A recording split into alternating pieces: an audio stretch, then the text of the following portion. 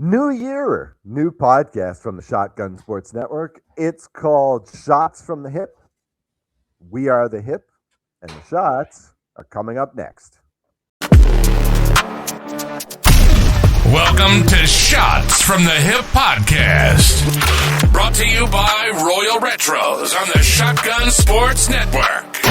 Here are your hosts, Jason Bizik and Oz Davis. All right, as my co-host Mr. Davis there on the right said, this is Shots from the Hip podcast, the pilot episode, I guess we're calling this. I'm Jason, that's Oz. Episode 0. That's ground zero. That's a heck of an intro, but wow, I'd hate to follow that up, Jason. I'm glad you're going to be doing the Block A introduction because, man, Shots from the Hip, here we go. They're expecting the pan, right? We'll sell you the whole seat, but you'll only need the edge. Very nice, very nice. Okay, so what is this crazy thing that we are beginning? Basically, it's going to be just a speculation and news and opinions and probably a lot of BS. But hey, sports fans love BS, right? Well, that's what a podcast is for. Jason and I have been doing shows for the Shotgun Sports Network for a little while now. Right? How long has your show been on? Depends on what show you're talking about. I started with Puck and Pigskin, did that for about 2 years, then switched it up to Stampeders Roundup, covering only the Calgary Stampeders in the CFL. Did that last year. Yeah, we decided that, in general, the Shotgun Sports Network, it would be nice to have a branded show from the network itself. So here we are. We're the hipsters from the network doing this show. My own show, listeners should be warned. That, listeners, viewers, all the above. My own show, the show I'm currently doing, is called Rouge, White, and Blue. Joe was on Puck and Pigskin, wasn't he? No, I don't think Joe ever on. Yeah, my co-host Joe Pritchard is also on the show. We've been doing that for, I think, 10 years now. We're into the 10th I think so. Show. It's an ancient one. It's not dusty, but it is old. So listeners should be warned. We do consider the CFL a serious pro league. We will spend much time with that when June through November come. Although I got to say, not the most optimistic way to open the year, but of course in the CFL, this is the year that the new rules are slowly touchy subject. How do you feel about that? How do you feel about the rule changes? Honestly, myself, I don't mind the rule changes if it's going to help the game. I'm not as big as up in arms as most CFL fans are about it. I'm curious to see what will happen. If it flops, then I'll say that sucks. If it does good, I will congratulate the CFL and say, told you guys that, bet against it. Let's get into it because we don't want to do a 3-hour show. Let's get into it. With, the weekly news. So let me ask you this: what's on your mind? I wore this hoodie tonight for a reason, because as most NFL fans saw the news this morning, the Raiders fired head coach Pete Carroll after 1 season. Mm-hmm. Now, myself, I feel you got to give a guy more than 1 season when he takes over a team that sucks like the Raiders. What's your opinion? You got to give him more than 1 season, right? Okay. I was looking at the list. This is really the best time of year for NFL football fans because not because of the playoffs, but because of the firings. Okay. So Raheem Morris was out in Atlanta. I was a little bit surprised by that, but expectations were high there. Kevin Stefanski is out in Cleveland. Pete Carroll is out in Las Vegas. Now, I think the Cardinals, didn't the Cardinals fire their coach too? You mean the other team in the NFC West? The team that didn't make the playoffs? Those Cardinals? Yeah, I'm going to talk about the Cardinals a little bit later on. Actually, interestingly enough. But, Okay. those are the going into the show. These are the ones that I had. Okay, now take a look at this. What good do these moves do? I mean, okay, so Stefanski's out in Cleveland. Cleveland this year literally, statistically, the worst offense ever, in terms of production, in terms of yardage, in terms of points scored. Okay? Oh, Literally the worst one ever by the advanced metrics. Okay? Now, okay. they've been they've been choosing winners at quarterback since when? Brady Quinn? I mean, seriously. How many years has it been? They showed this graphic during one of the games, how many starting quarterbacks these guys have had, I think in the past 20 years. Right now, firing the coach is going to solve that? Yeah, of course not. Of course not. For those who don't believe in team culture, culture of losing, culture of winning, only need to look at teams like the Browns, teams like the Raiders, and since the comeback in the Super Bowl, the Falcons. Do you realize they have not played a playoff game since then? Do you realize that? I did not realize that actually. Right. How long ago was that? Then, 8 years ago, I believe. 8 seasons ago. 8 playoffs ago. I believe. 8. Not even made a playoff game. After MVP Matt Ryan, right? After 28-3. So is firing the coach going to do anything? No, of course not. Is it going to make the fans feel optimistic, false sense of optimism for like a week? Sure, maybe. Now, look, the only argument for keeping Pete Carroll on, because look, dude, you watch the games apparently because you're a masochist, you're a Raiders fan. So you watch the games. Sorry, Pete's old. He's old. There was some statistic about this before, who was it, Bruce Arians, that won the Super Bowl with the Tampa Bay Buccaneers and Tom Brady? I think so. So he became the first, he was like 72 when he won the Super Bowl. He became the first coach to win that thing after age 59 ever. Okay. He's an outlier. Before that, the oldest coach had been Dick Vermeil, who, in a similar situation, got a miracle thrown in his lap, Kurt Warner, Marshall Faulk. And suddenly it was, for one season at least, it was the greatest offense ever. That was a great Super Bowl. The point is that, look, there's an age limit for this stuff. There's an age limit for contenders. Honestly, for head coaches, contenders. I mean, and if you don't believe me, look at what Bill Belichick is doing right now. I mean, I don't want to get political too early, but this looks like, you look at Belichick, you look at your guy, and this looks like Trump and Biden. These are just guys with very definite opinions who just aren't up for the job anymore. It's a rough job being NFL coach. It's a rough job being U.S. president. It takes a toll, right? And so, Pete was just done. He was just done. Here's my argument to that. He was still old a year ago when they hired him. Yeah, but the Raiders are desperate.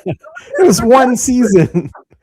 But the Raiders are desperate. Look, I mean, they don't know what they're doing. They're cursed. They don't know what they're doing. Again, ever since that Super Bowl, ever since the post-Gruden, basically the Gruden Super Bowl, ever since then, the Raiders have been flailing, dude. You know this. You follow the team. Well, they're backing into the playoffs that one year because the Chargers, didn't show up in week 17. I mean, like stuff like that. It's like this is Now, a terrible right now. to be fair, I've only been a Raiders fan since they moved to Las Vegas. Prior Okay, to that, I wasn't a huge NFL fan, unless you go way back to my high school days when I was a Miami Dolphins fan and I idolized Dan Marino. Once wow. Dan Marino retired, I kind of lost touch with the NFL and just recently got back into it when the Raiders moved to Las Vegas because I love Wow. Las Vegas. Yeah, that's a great town. That's a great town. Discussing wildcard weekend this weekend. You got Houston at Pittsburgh, the LA Chargers at the New England Patriots, Buffalo Bills at Jacksonville Jaguars. Then on the NFC side, you got San Francisco at Philly, Green Bay at Chicago, and the Rams at the Carolina Panthers. So who do you like coming out of all this? The AFC. Okay, so let's do that first. For me, the toughest game in this whole weekend is Patriots Chargers. No question. Because, on one side, the coaches battle, like that. These are two great coaches, so you can't really go there. These quarterbacks, these are franchise quarterbacks. These are not all-star quarterbacks, not good quarterbacks. They're not Shadur Sanders, all right? They are proper franchise quarterbacks, these guys. You're talking about a guy, Drake May, who will probably finish second in the MVP voting. Sure seems like that. Sure. But here's a guy destined for greatness, because it's been so long since the Patriots have really had a franchise quarterback, right? So good for them. Yeah. Now, for me, that's the toughest game of the weekend. However, also very difficult is Bills versus Jaguars. Yeah. I really think in one universe, whoever wins that game is going to the Super Bowl. On the other hand, Houston defense is insane. If defense wins championships, just start handing out the baseball caps and T-shirts right now to Houston. I mean, this defense is insane. I mean, it's so very good. On the other hand, CJ Stroud, not a franchise. Not bad. Not a franchise. He's not bad though. Oh, of course. He's a very good starting quarterback, maybe even an all-star. But franchise quarterback, no, he was not. He was not what they were expecting there. On the other hand, the San Francisco 49ers show you don't need a franchise quarterback, right? You don't. That's true. That's true. You can win a Super Bowl with Joe Flacco. You can win 2 Super Bowls with Joe Flacco. You can win 2 Super Bowls with Eli Manning. These are, you don't have to be Brady to win a Super Bowl. Okay, so I guess I'll hedge right here and now. I'll hedge. I'm not going to bet the Patriots Chargers. I've got the over in that game. That's what I got. I think we're going to see a lot of points. I think both of these defenses suspect. San Diego. Wow. Chargers defense. Chargers defense is not bad, but it's hardly Houston. It's hardly Seattle. So obviously, I like Houston. So I'm going to go in this game. I'll hedge. I'll take the Patriots. What the hell? Patriots haven't beaten anything haven't beaten anyone all year. That's the knock. They've beaten one team with a winning record. That's the Buffalo Bills. This is true. Division matchup, et cetera, et cetera. That's the big knock on the Patriots. They did have a pretty easy season. But on the other hand, I mean, look at that roster. There's not much there. There's not many weapons for Drake May. Vrabel has really brought this team to another level, I think. And, of course, Drake's outstanding season. Okay, so I'll go the Patriots there. Let's see. Buffalo, Jacksonville. That's another one. I already have money on Buffalo to win the Super Bowl.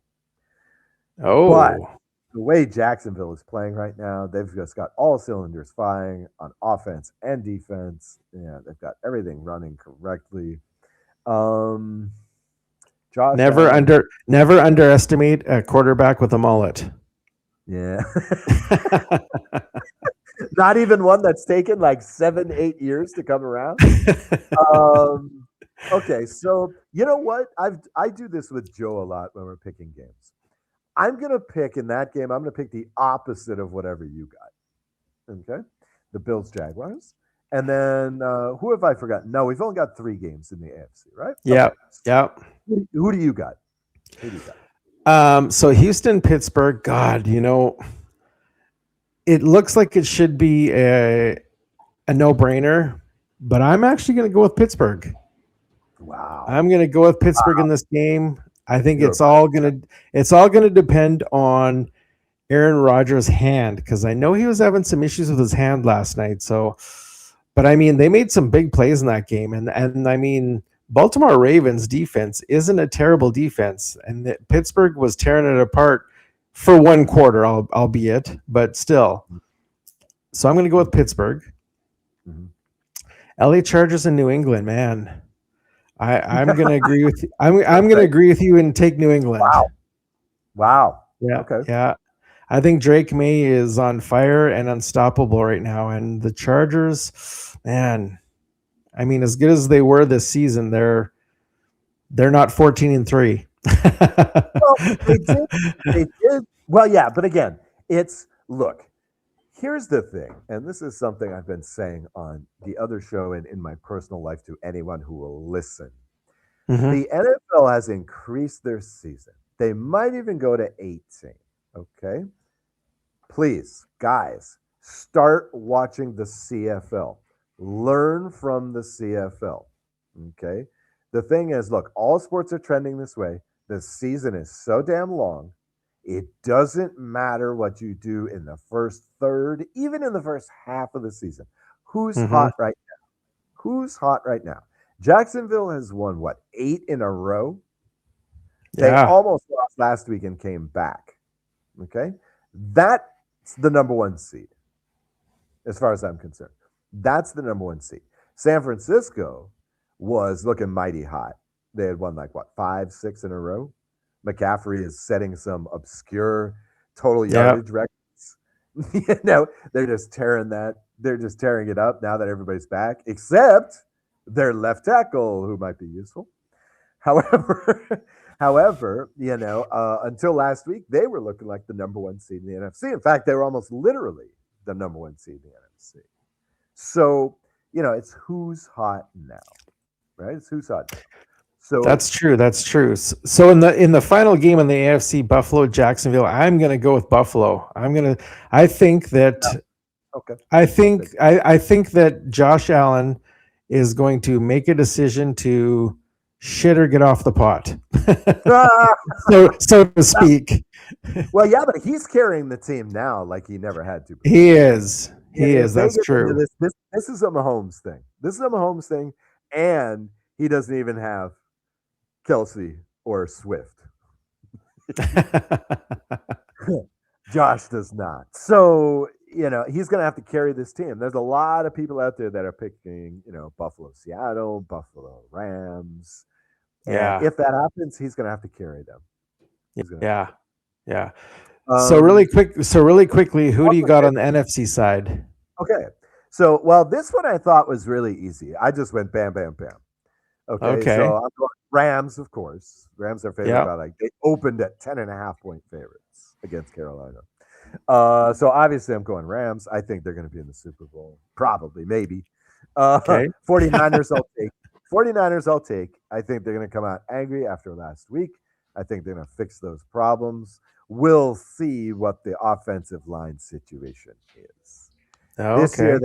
This year they managed to win 3 games. Last year, they managed to win 0 games without their best player, essentially, besides McCaffrey. Fair enough. Okay, but I'll take them regardless this week. And I looked at Chicago, and I didn't blink. The Packers almost got shut out last weekend. Packers have been playing very bad football. They're dinged up, don't have enough players. Chicago is angry. They're being awesomely coached. I mean, look at what happened to the Lions this year. Look at what happened, the Lions offense this year. Look at what's happening in Chicago. I mean, this is down to some great coaching. Now, the knock against this is the Bears have already beaten the Packers twice this season. Fair. That's fair. So, and it's very, very, very difficult in the NFL to beat a team 3 times in a season. In the CFL, of course, that converts to 4 times in a season sometimes. But yeah. But regardless, I'm going Chicago. Chicago is, again, they're hot right now. And the Packers are definitely not. Okay, that's fair, yeah. So, well, my picks, and I'll be honest with you, let's go. I'm going to take the LA Rams as well, because I'll be honest with you, when I opened up this bracket to look at it, when I saw Carolina there, I was like, what the hell? Carolina Panthers are in the playoffs? I wouldn't have known. I honestly wouldn't have known. The Saints game. Game. Falcons win by 2, and that's enough to get Carolina, who lost by 9 into the playoffs. I mean, wow. Yeah. So that's a no-brainer for me. LA Rams all the way. I'm also going to take Chicago. Ben Johnson, like you said, is doing some amazing coaching there, and Green Bay is they shouldn't be here. I don't know how they're here either. San Francisco, Philly. Oh man, that is a tough one. When Philly's on their game, they're on their game. But Christian McCaffrey, like, man, he could be a game changer. So I'm going to go opposite of you and go Philly. Wow. Just because you went opposite of me on Buffalo, Jacksonville. Okay. All right. Yeah. Okay. Yeah. See, it's a good way to do it, because then we can argue next week. Let's go on to the prime feature of the show. Prime feature. What are we going to call this? Are we actually going to call this the 3 Ds? Is kind of. And you said okay. Okay, so we're going to call this discuss, debate, delete. Okay. You suggested the 3 Ds, and I wanted to call it triple Ds, but I could go either way. It doesn't matter. I think discuss, debate, delete is what. Okay, that's what we'll call it. Okay? It gives the idea. All right. This will be the primary show this week. Jason will be bringing me the 3 topics. I will choose whether we will discuss, whether we will debate, or whether we will just forget all about it and delete that topic of conversation. Next week we'll be doing this in reverse. And I believe you're going to explain why you want to delete that topic as well, right? Well, yeah. In this case, to delete is not enough. I must speak. This is a podcast. It's just too cold to just delete something. Yeah, exactly. Stuff. All right. So here are your 3 questions. I've got 3 questions. Number 1, is the Kansas City Chiefs dynasty over? Number 2, who is the undisputed GOAT, greatest of all time, athlete? And number 3, are college bowl games overrated? So you pick which you want to do for discuss, debate, or delete. Well, okay, I may surprise you here. But let's, because I'm not sure I went the way you expected me to go on this. So I am going to say, let's delete who is the undisputed GOAT. Okay. Oh. Here's why. One of my favorite sports podcasts is Bomani Jones. I forget what he's calling this now. This is not a Shotgun Sports Network podcast. Bomani Jones is ex of ESPN. He had a show for a little while on HBO for a couple of seasons, and now he's with some other network that I don't recall the name of. But Bomani Jones's thing about the GOAT discussion, and this relates specifically to Jordan versus LeBron, but it's any situation where you have a limited set and you're saying who is the GOAT. The problem is that very, very, very often what happens is you denigrate the other guy, right? You're not saying, well, it's true. You're not saying why your guy is the greatest. You're saying why the other guy isn't. Right. And that's part of the That's problem. fair. Right. Part of the other problem is this. Okay, at some point, people cop out and say, "Oh yeah, it's different eras. You can't compare." True. Oh, Yeah. maybe true. I'm not saying I agree. I'm just saying a lot of people say that. Yeah, I think in some sports you can compare. For example, baseball. Okay. Truth is, okay, training techniques have changed, but baseball has changed incredibly little since 1876. Right? There's still 4 bases. They're still the same length. Once they instituted the pitching mound in the 1920s, that has stayed the same height. Bat weights are a certain range. That hasn't changed, et cetera, et cetera, et cetera. Like baseball has stayed mostly the same. There's no 3-point line in baseball. There's no shot clock in baseball. Yeah, there's a pitch clock. But that's not technically part of baseball. That's part of baseball on TV. So the point here is that I think you can compare people from different eras. However, what this complaint does speak to is maybe we should just appreciate what's in front of us right now. It really disturbs me how there's a Super Bowl, some great player retires, and then there's this rush online to clickbait headline greatest of all time. Yeah. That was the greatest Super Bowl ever. That was the only upside of that Patriots-Rams Super Bowl, where it was 13-3, where Jared Goff was the Rams quarterback. Aaron Donald was for the Rams, and the MVP of that game before the Rams was the punter. Yeah, you remember this game? The only good thing about that Super Bowl is nobody was saying that was the greatest Super Bowl of all time the day after. Now, I did this podcast, based on this tendency to talk about all-time great. I did an entire podcast on this. Truly the Goats is the name of it. It's still available online. It's an evergreen podcast because it's about sports history. The premise of that show is, okay, you want to talk greatest of all time? Okay, let's talk about gladiators. Most people talk about who's the greatest of all time. They're usually talking about the 20th century. Yeah. In North America.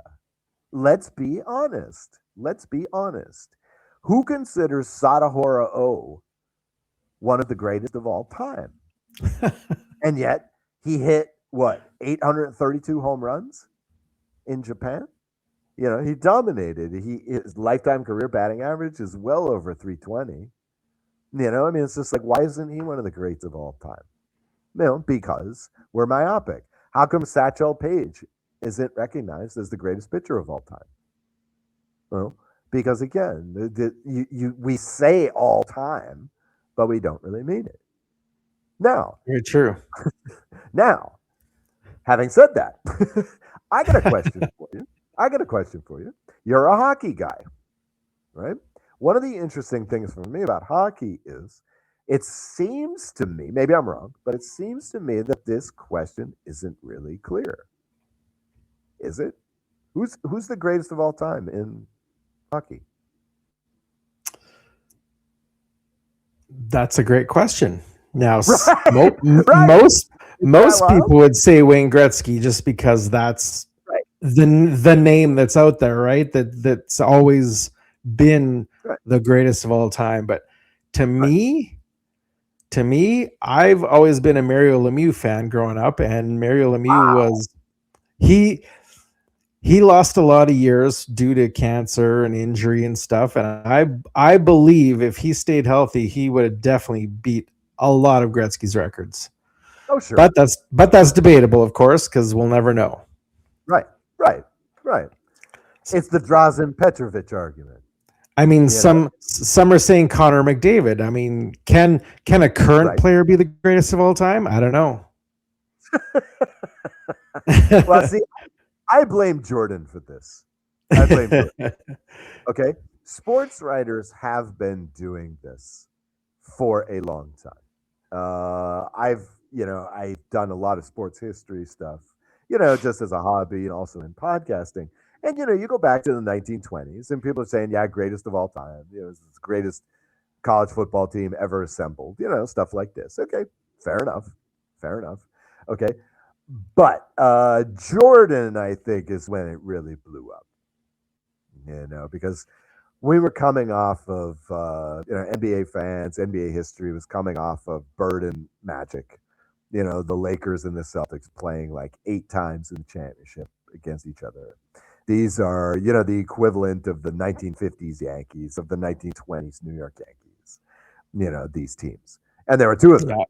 Right. And they were doing things that we had never seen before. Okay. Then Jordan comes along. And this is the thing. That's why I will always say Jordan is the greatest. Number one, I saw him. I saw it. Number 2, it was magic. It was, I always say, okay, LeBron is science.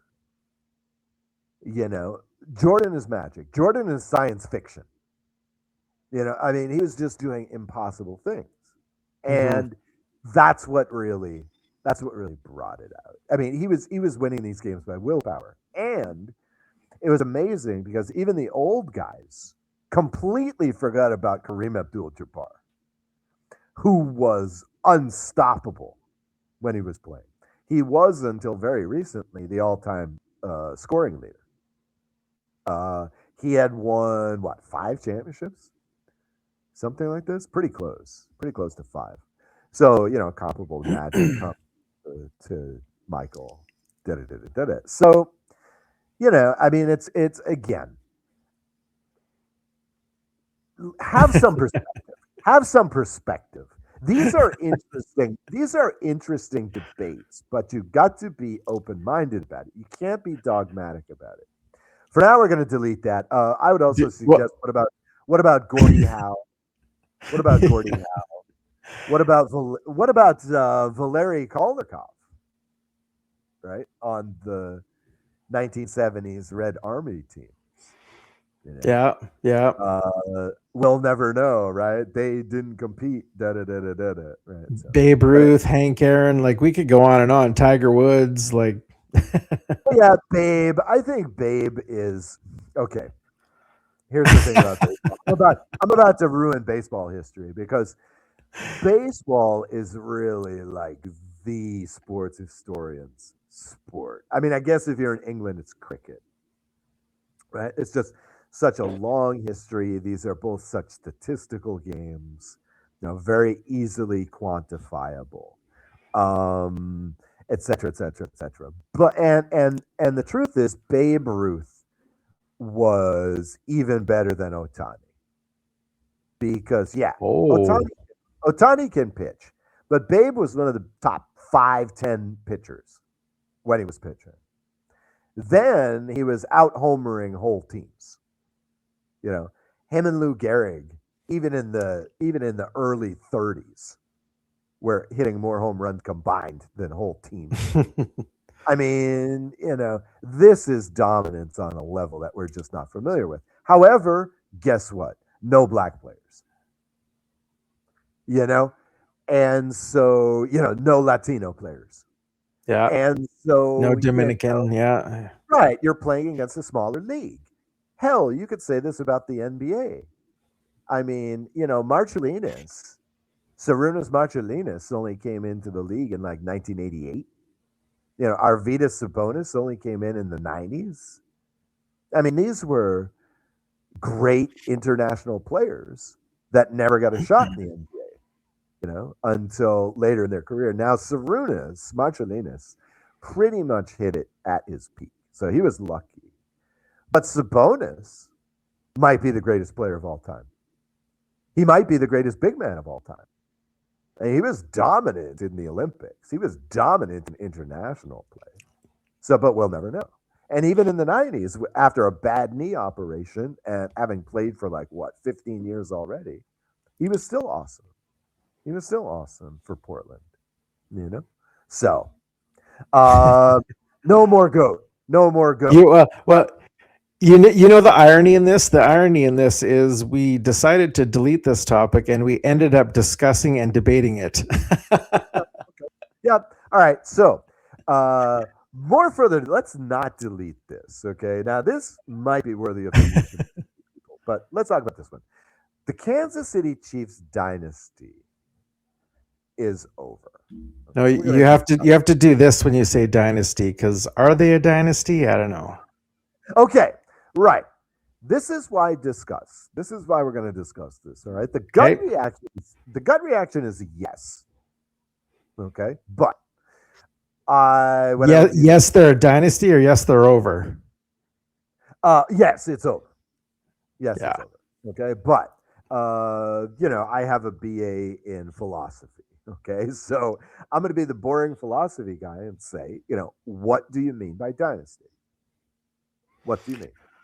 That's something that's also debated in the sports world. Is a dynasty a team that wins 3 or 4 years in a row, or close together, or is it a team that makes the championship in that many years?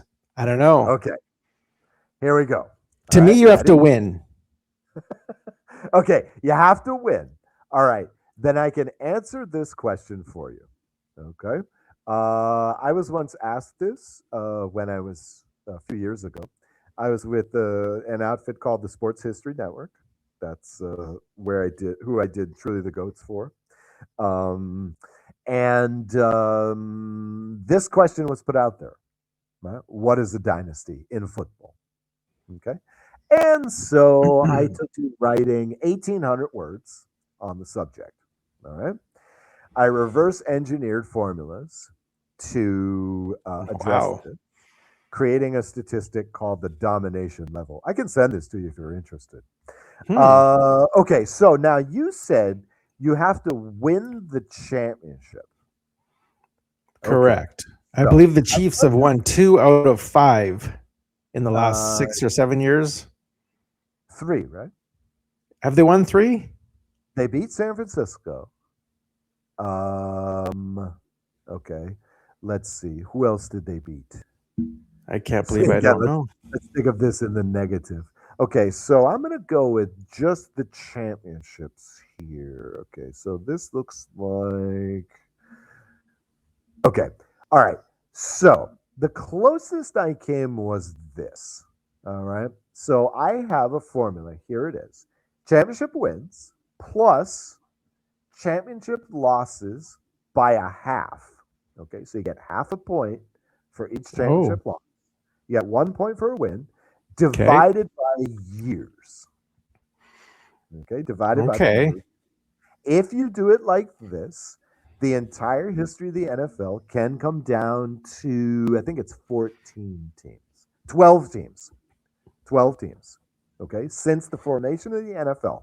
Now, the problem with this is you have long periods of anarchy. Okay, so you have long periods without a dynasty.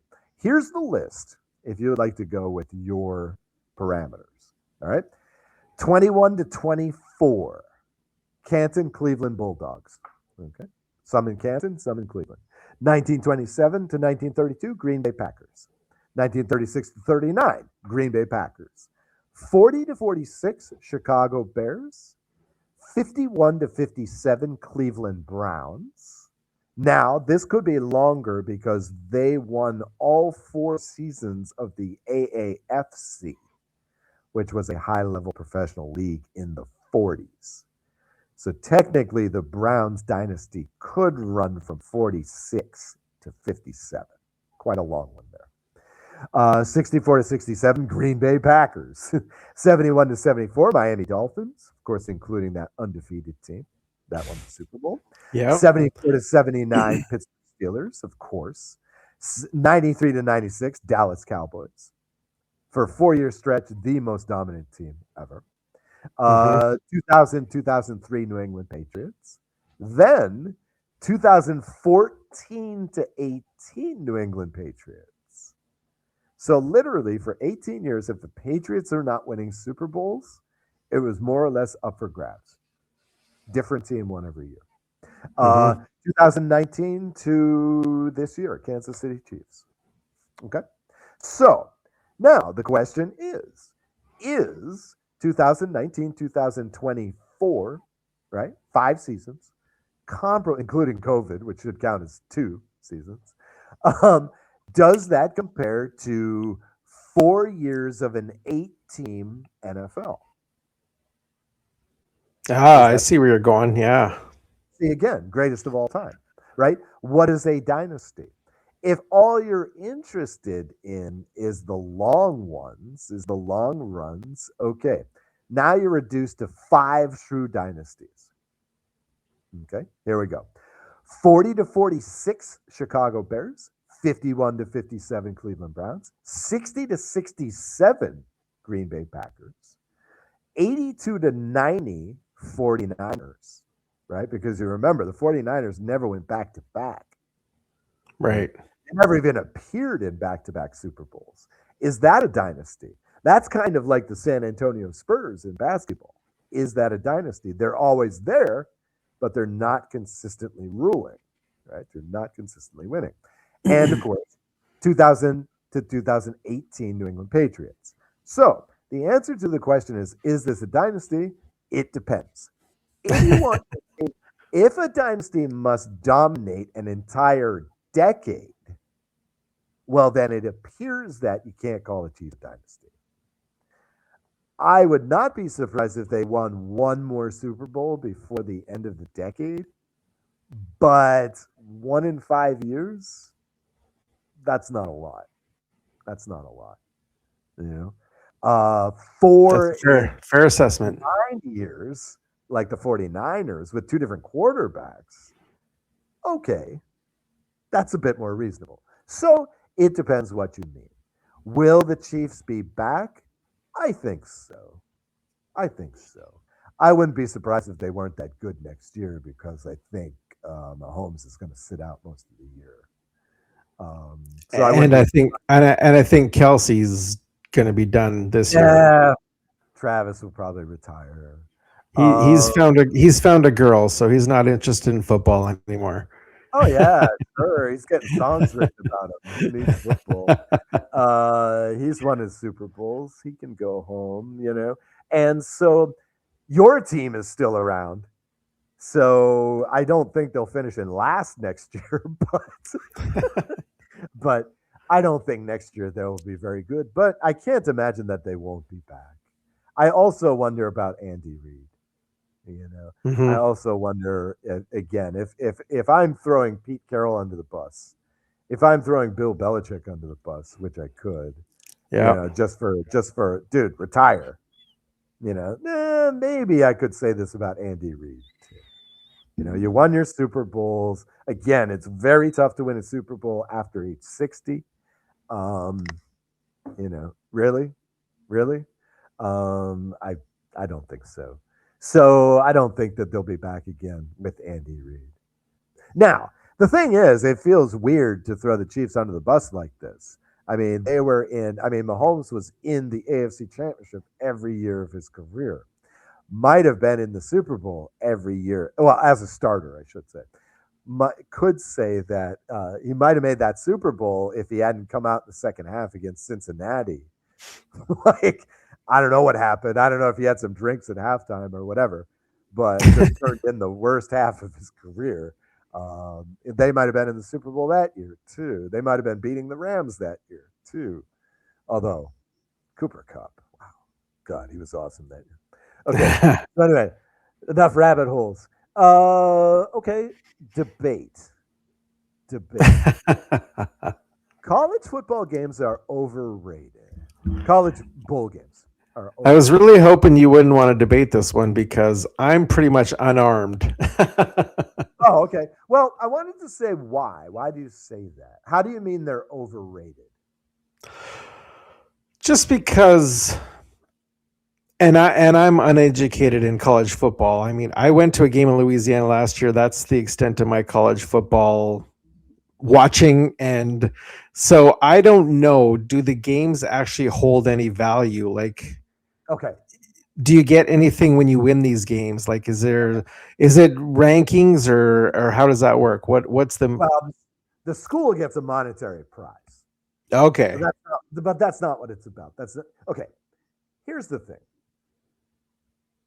College football is a different animal. Mm-hmm. Okay? We must think of this in a different way than we think of other college sports. Okay. And I'm not even talking about what we used to call Division II, Division III college Right. football. I'm talking specifically about what is it, the FCS or is it the FBS? I always get them mixed up. I'm talking about the high level schools, okay, of which now there are something like 150 of these things, right? I'm talking like that. It's a different animal. Look, here's the thing. College football was never supposed to have a playoff, right? It wasn't. I mean, it's not. Here's the way it works, all right? Now, you say you're basically unarmed, all right? Let me ask you this. Let's say you play for Auburn, right? You play for Auburn University. What's the biggest game of the year? Well, Auburn is in Michigan, so I would say Auburn's not in Michigan. No, it's in Alabama. The biggest game of the year is the so-called Iron Bowl, right? Not a real bowl game, but it's a rivalry. It's a derby match, is what they would call this in Britain. Right? Kind of like an Army versus Navy thing. Right. It's a derby match. Same thing. There you go. All things being equal, most years, what's the biggest game of the season for Army? Navy, right? That's the thing. Now, let's say you're at the University of, I don't know, New Mexico. Okay. What's the biggest game of the year? Well, New Mexico. The Fiesta Bowl? New Mexico State. No, we have the New Mexico Bowl now.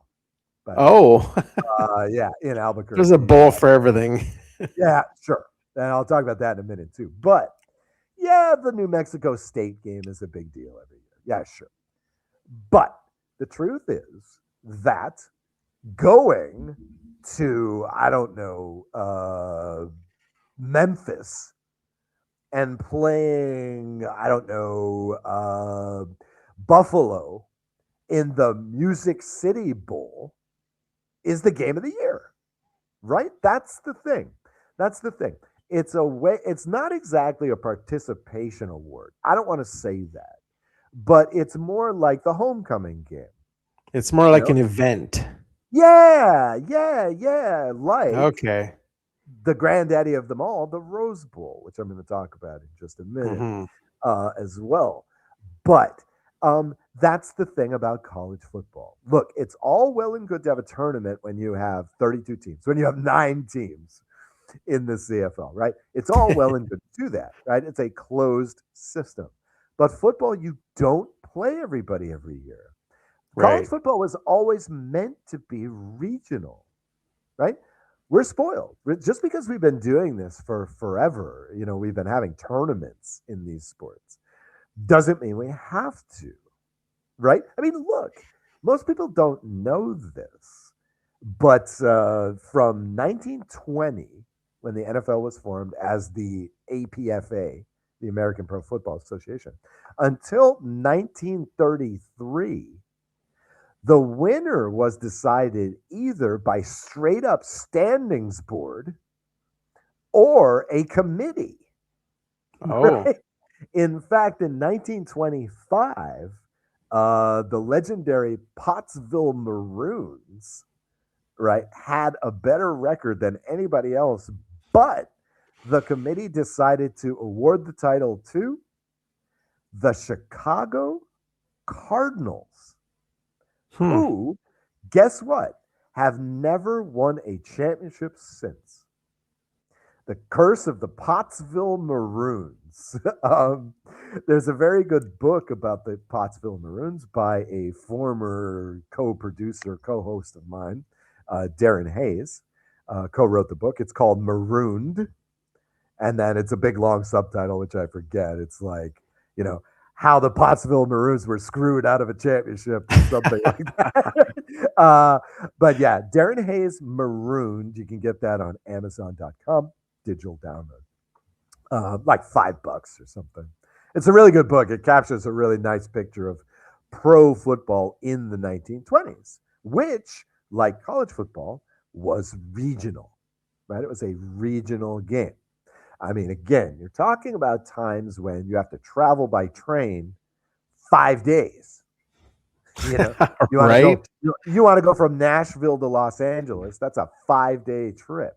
You want to go from Boston. You want to be one of these Ivy League schools going to the Rose Bowl. You got to travel 6-7 days by train.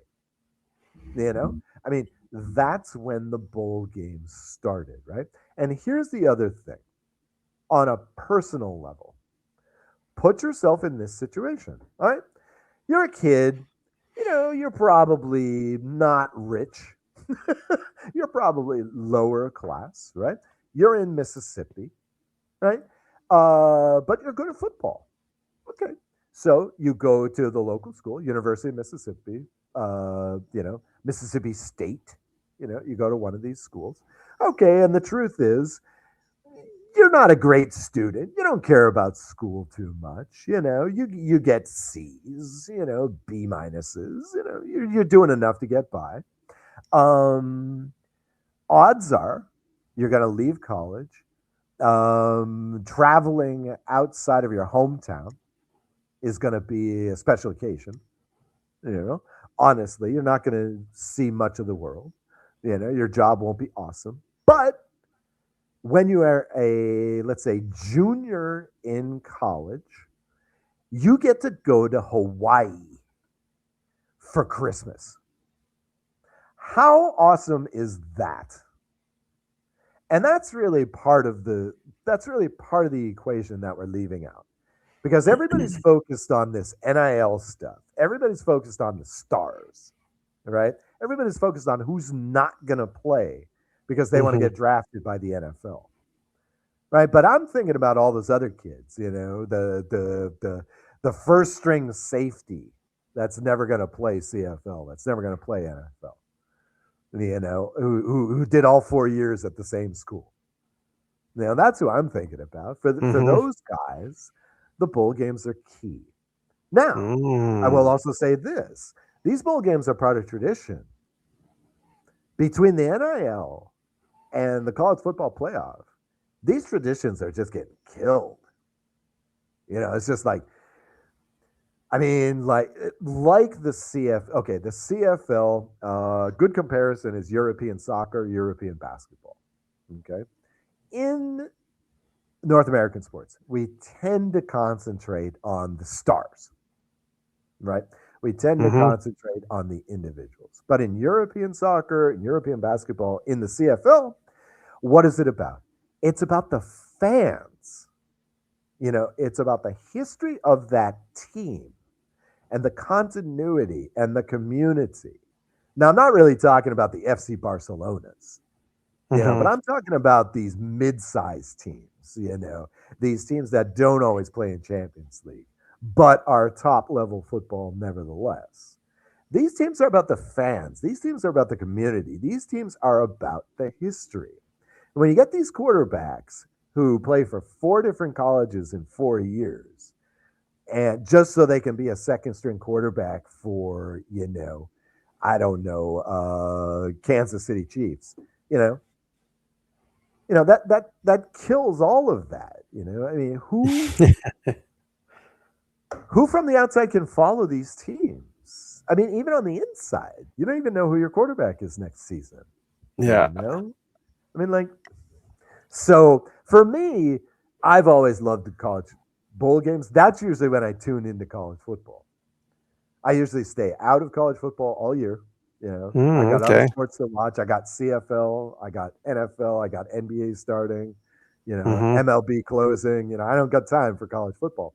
But during the bowl season, it's great. It's great. That's when I do a quick catch up on all these guys who are going to be drafted in the NFL, including by your team. What a year to get the number one pick. As I've said before, I'm a big sports history fan. I think that sports history is important. So for the final segment of the show, we're going to do something called, I don't know, let's call it like Sports Corner, Sports History Minute. Probably be a few minutes longer than that. However, I wanted to talk about, since I got this question about bowl games, I wanted to talk a little bit about bowl games. The granddaddy of them all, as they say, and for a long time, the only bowl game was, of course, the Rose Bowl in Pasadena, California. But when this Rose Bowl first started back in 1902, okay, history, gotta love history. The football game was just part of the festivities. The main event was the parade, which still happens, but insane to think that. But this is a completely different world, right?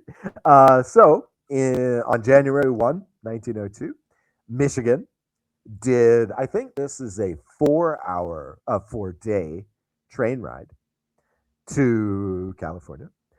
And they showed up and they whooped Stanford 49-0. And in fact, Stanford even forfeited in the third quarter, just gave up the game. The following day, the San Francisco Bulletin newspaper proclaimed that, quote, spectators at Pasadena game witnessed the most superb teamwork ever shown on a gridiron in the state of California. So again, greatest of all time, right? Here's 1902, and we're coming close to this greatest of all time terminology. Okay. And by the way, I should say that these were the famous Michigan teams of Ned York. Ned York was an early pioneer, especially in offenses in gridiron football. Now, for a long time, and a lot of people blamed this on the blowout of that first Rose Bowl game, but for a long time, until 1916, they did not even play a Rose Bowl football game. Okay, came back in 1916. Ironically enough, most people soon thereafter, most young men in college went to fight World War I. So a lot of the early Rose Bowl games were between military units and squadrons and stuff like this. But by 100 years ago, normality was restored and things like this happened. On January 1, 1925, the final score of the Rose Bowl was Stanford lost. They scored 10 points. And the winning team was a team called Notre Dame. Notre Dame 27, Stanford 10. Now, for a lot of people at that time, this was the first they'd really ever heard extensively about Notre Dame. Of course, no TV, some radio coverage, but hard to get radio coverage across the ocean. You see this thing in Eight Men Out, the 8 Men Out, which is set during the Black Sox World Series of 1919. And what people in the cities used to do is they would go into these big halls and somebody would just read the telegraph machine, the ticker tape from telegraph. This was play-by-play in those days. But for many, many, many people, this was their first experience of Notre Dame football. And as they say, the rest was history. Right? Yeah. Are bowl games overrated? Not back then. Okay? And about 100 years ago this week, January 1, 1926, home side, west side, Washington lost 20-19 to Alabama. Again, Alabama. Outside the South, first time anyone had heard about the Crimson Tide, right? And this was quite the stirring game because at halftime, the score was 12-0 Washington. So Alabama put together some nice drives in the third quarter and won this game. The very next day, again, talk about different time. The very next day, in the Birmingham News, a reporter from Los Angeles, this was the lead on that story. It says, Coach Wallace Wade and his University of Alabama grid athletes, the most popular football party that ever came to South California, will be back in our midst a year from next fall if proper inducements are offered. So in other words, already they were saying, hey, next year, why don't you come back to the Rose Bowl? Right? I mean, like, wow. How about that? We don't even have to play the season, right? Yeah. We know that we want you. And sure enough, Alabama had a hell of a season the next year. I think they went 10-1 that next season. Went to the Rose Bowl and played Stanford and tie. 7-7. 7-7 tie. But again, the point is for many, many, many years, right through the 30s, the Rose Bowl was known as a kingmaker, right? This game put teams on the map. And again, I'm going to date myself here, but I remember being a kid in the 1980s. Back then, you had about 12, 14 bowl games. Now you have something like 35. Yeah.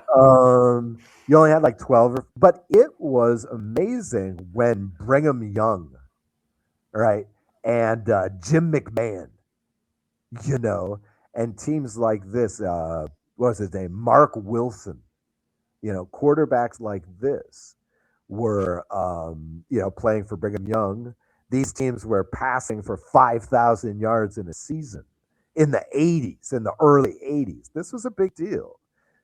And they made the Holiday Bowl, the Freedom Bowl, bowl games like this.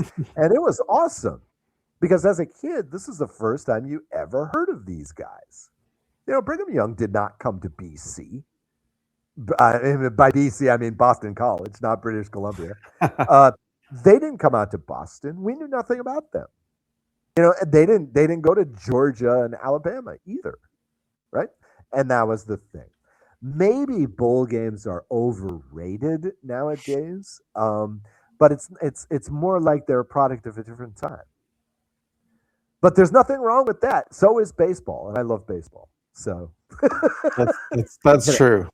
So is cricket, and I love cricket. It's a product of a different time, but hey, doesn't mean we can't love it. So. Anyway, that's your Sports History Minute with Oz Davis. Sports History 10 minutes. Was it 10 minutes? I'm sorry. I don't know. Hey, don't apologize. I love listening to it. Oh, yeah. History is fun, kids. It really is. Especially history's fun as long as you're not in school. Right. Learn it yourself. Don't be taught history. Learn it yourself. Hey, I guess we did it. All right. Yay. We did it. We did zero. That's 0. Episode 0. We'll probably try and refine it down to somewhere around 40 minutes in the future, but hey, this is a start, right? It is. Hope you enjoyed it, folks. Yeah, so we'll be seeing you again next week. Either this will be good enough to make the cut and be uploaded, we'll discuss that, or you'll see the real first episode next week. Right. If it isn't good enough to make the cut, I don't know who we're talking to right now. That's right. All right, sir, you have yourself a great evening or morning. I guess it's morning there. I'm going to have myself a great evening. Yep. And Cheers. we'll see everybody next week again on Shots from the Hip.